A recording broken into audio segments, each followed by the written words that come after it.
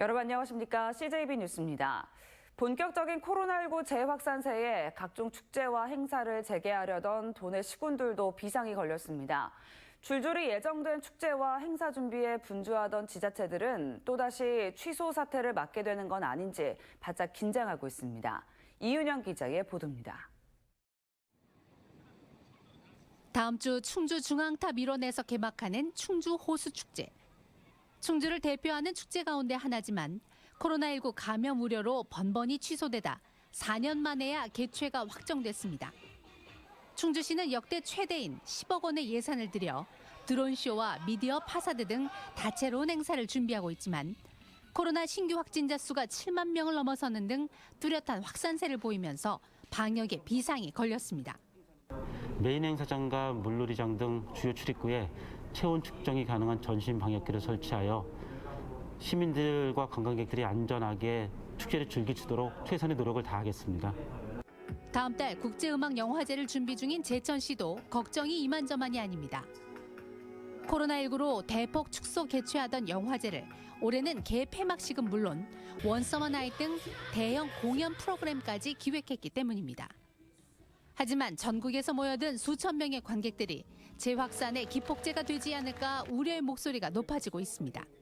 정부 대응책 유심히 관찰을 하고 이상 상황이 발생할 때는 우리 중앙 정부하고 긴밀히 협의해서 대처해 나가도록 할 것입니다.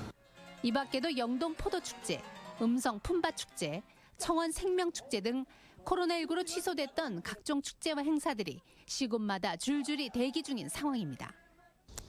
정부가 코로나19 재확산에 따라 선별적, 단계적 거리두기 도입을 검토하겠다고 밝히면서 이제 막 기지개를 켠 지역 축제들마저 취소되는 건 아닌지 우려가 커지고 있습니다. CJB 이윤영입니다. 코로나가 다시 확산하는 가운데 김영환 지사가 어제 청주시 상당보건소를 찾아 4차 접종을 했습니다. 김 지사는 4차 접종을 맞으면 3차까지만 맞을 때보다 중증이나 사망 예방 효과가 크게 높아진다며 도민들의 적극적인 동참을 당부했습니다. 충북의 4차 접종 대상자는 65만 7천여 명으로 이 가운데 28.7%가 접종을 마친 상태입니다. 최근 자가검사 키트를 판매하는 약국과 편의점 수가 감소함에 따라 식약처가 오는 9월까지 의료기기 판매업 신고를 하지 않은 편의점에서도 자가검사 키트를 판매할 수 있게 한시 허용합니다. 이에 따라 국내 7개 편의점 브랜드 전국 4만 8천여 개 체인점으로 판매처가 확대되며 편의점 위치와 재고량 등 자가검사 키트 구매 정보는 편의점 보유 현황 앱을 통해 확인할 수 있습니다. 유권자들의 표심을 잡는 데 한몫했던 김영환 지사의 양육수당 공약이 점점 후퇴하는 모양새입니다. 도입 시기는 내년으로 못 박았지만 지원 대상과 액수가 축소될 가능성도 있어 보입니다. 안정은 기자가 보도합니다. 출산하면 1,000만 원 지급, 양육수당은 월 100만 원씩 60개월간 지급하겠다고 공약했던 김영환 지사. 하지만 인수위가 양육수당을 100대 과제가 아닌 장기 과제로 넘기면서 공약 파기 논란이 일었습니다. 여론이 심상치 않자 김 지사는 지난주 정부 지원금을 포함한 월 100만 원의 양육수당을 지급하겠다며 공약 이행 의지를 다시 한번 피력합니다. 하지만 어제 공개한 양육수당 지급 실행 계획은 여전히 속빈 강정이었습니다. 내년부터 지급하겠다는 시기만 있을 뿐 시군 분담 비율과 소요 예산 등 지급 현실화를 위한 핵심 사안들이 안개 속이기 때문입니다. 충청북도는 기획재정부가 지난달 발표한 출산 인센티브 제도인 부모급여 정책이 본격화되면 이와 연계해 양육수당을 지급하는 것도 검토 중인데 부모급여는 1세까지만 지급되는 만큼 시군의 부담이 만만치 않은 상황입니다. 그 이후에 대한 아이에 대한 사항은 지금 이제 시군하고의 재정에 대한 문제 그리고 또 내부적인 저희 이제 도에 대한 여건 이런 것까지 좀 얘기를 해야 돼서 결국 충북의 전체 재정 여건과 시군의 분담 여력, 정부 정책 등 주변 상황에 맞춰 결정하겠다는 건데 대상 연령대와 지급액의 축소 가능성도 배제할 수 없게 됐습니다.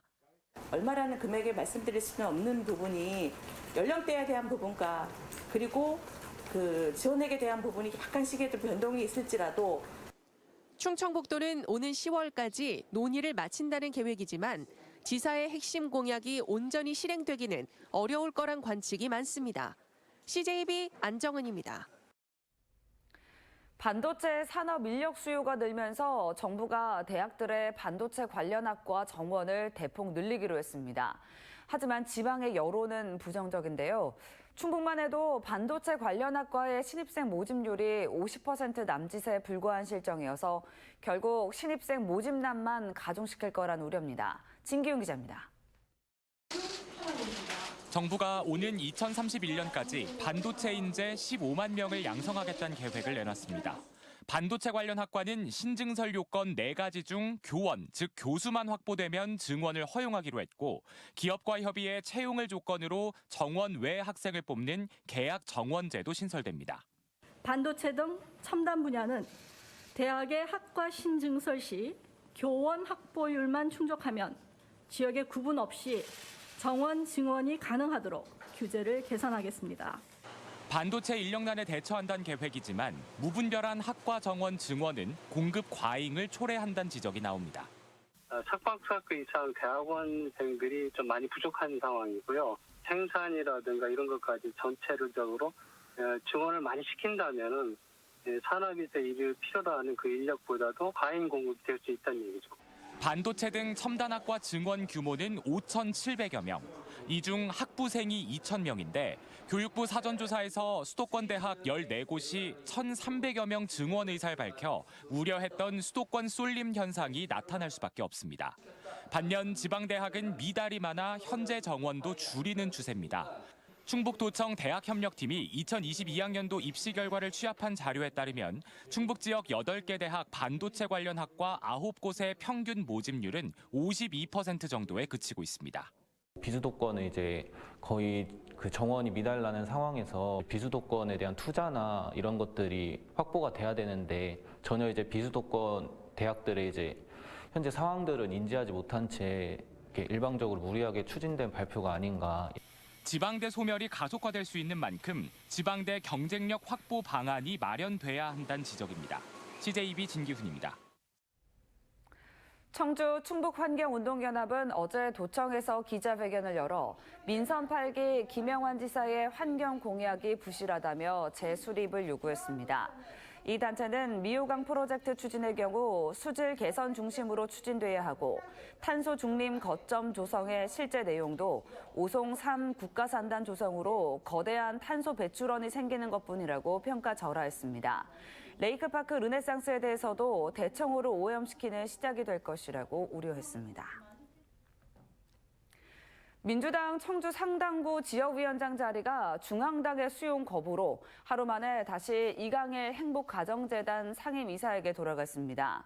지난 19일 충북도당 선관위가 이강일 씨의 부정선거를 이유로 경선 2위인 김영근 전 도의장에게 지역위원장을 승계했지만 중앙당 비대위는 비대위 의결 사안을 충북도당 선관위에서 뒤집을 수 없다고 결정했습니다. 이강일 상임이사는 중앙당 비대위 의결과 당무위원회 인준을 받은 만큼 사실상 지역위원장으로 확정됐습니다.